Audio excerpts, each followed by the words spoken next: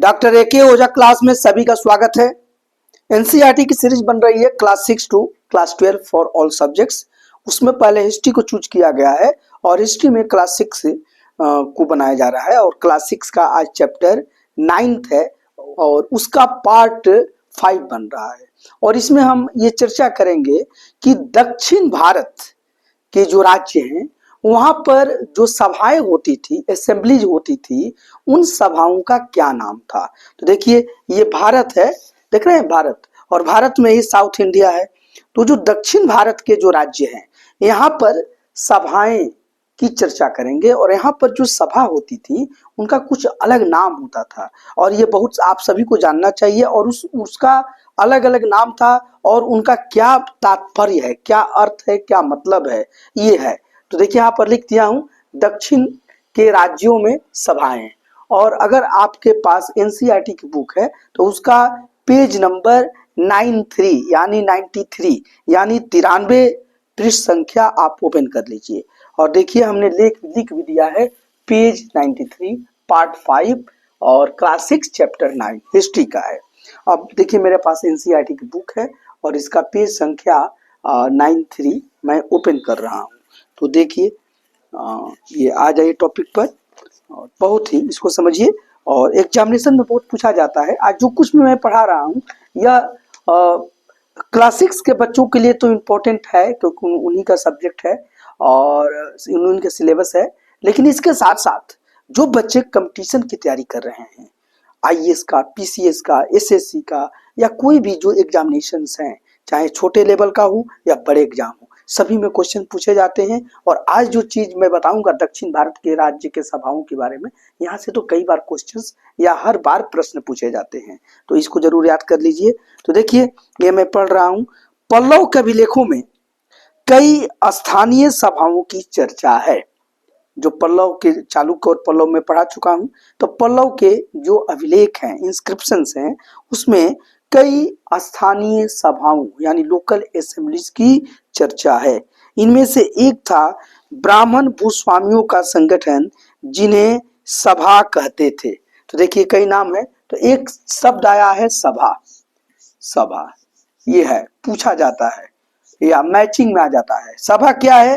तो देखिए सभा जो है वो ब्राह्मण भूस्वामियों का संगठन है। लिख लीजिए यहाँ पर, ब्राह्मण भूस्वामियों का संगठन। ब्राह्मण भूस्वामियों, भूस्वामियों यानी लैंड लॉर्ड्स हैं, भूस्वामियों का संगठन, का संगठन। ये पल्लव अभिलेखों में इन सबों की चर्चा आया है। तो सभा जब भी नाम आता है तो सभा जो है वो ब्राह्मण भूस्वामियों का संगठन कहलाता था। तो उसी को ब्राह्मण भूस्वामियों का जो संगठन है उसको हम सभा कहते थे।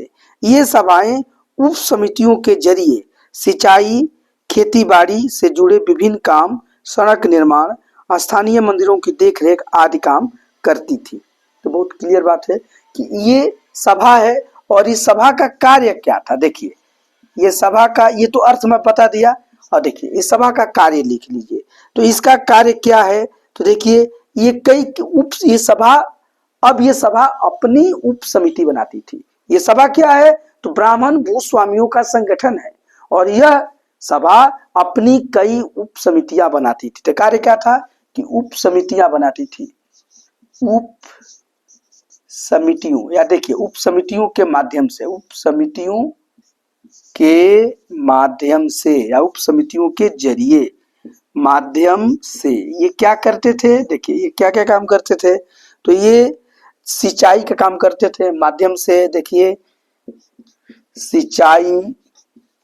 सिंचाई का काम यानी इरिगेशन का काम ये करते थे।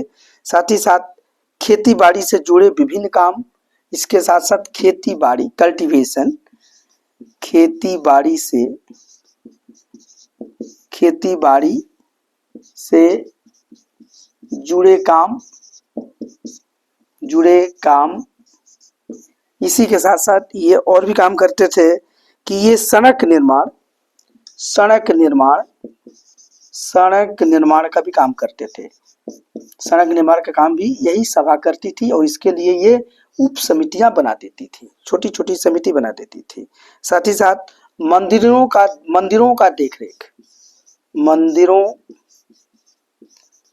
का देख रेख यानी सुपरविजन ऑफ टेम्पल्स आदि।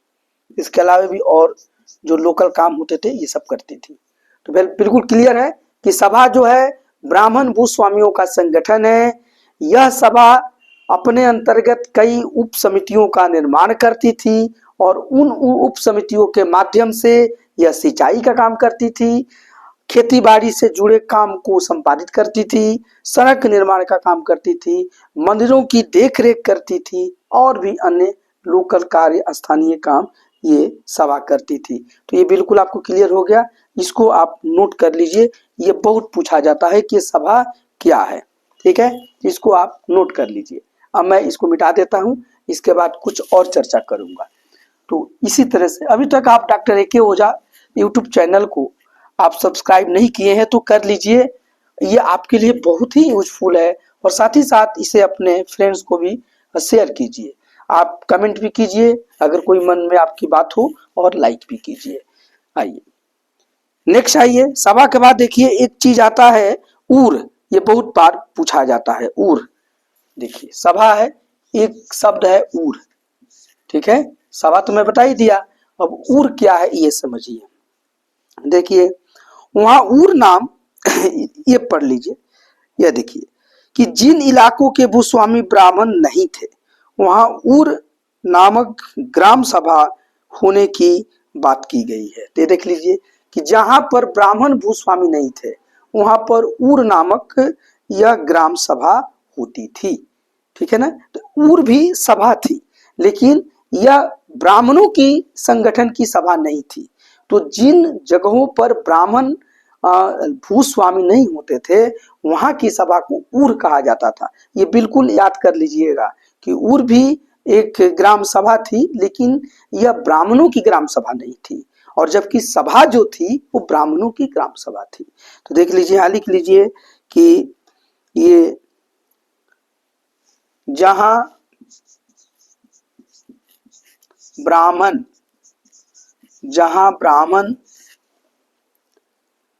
भूस्वामी नहीं थे, जहां ब्राह्मण भूस्वामी नहीं हो वहां